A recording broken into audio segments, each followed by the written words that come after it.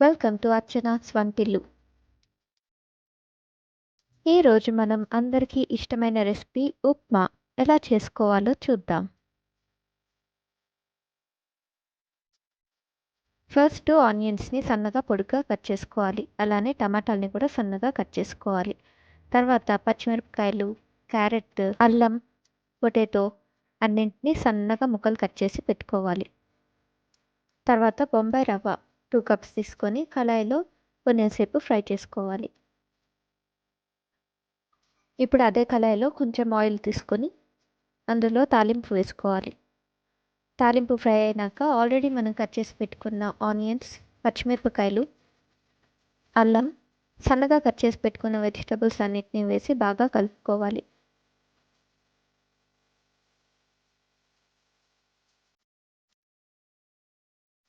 ఇప్పుడు 2 cups రవ్వకి 4 cups water పోసుకోవాలి.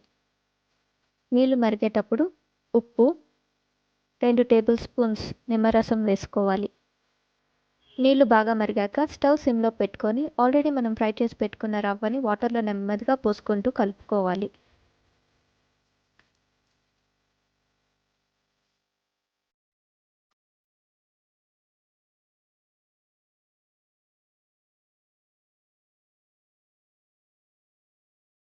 రవ్వ అంతా బాగా కలిసిపోయినాక గిన్నె పైన మూత పెట్టుకొని కొంచెం సేపు సిమ్లో మగ్గనివ్వాలి.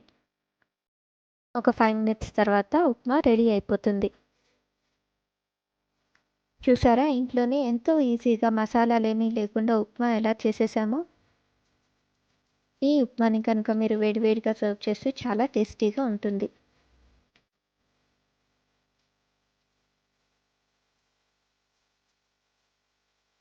మరి మీరు కనుక ఇలాంటి మంచి మంచి రెసిపీస్ మిస్ అవ్వకుండా ఉండాలి అంటే అర్చనాస్ వంటిల్లుని లైక్, షేర్ అండ్ సబ్స్క్రైబ్ చేయండి.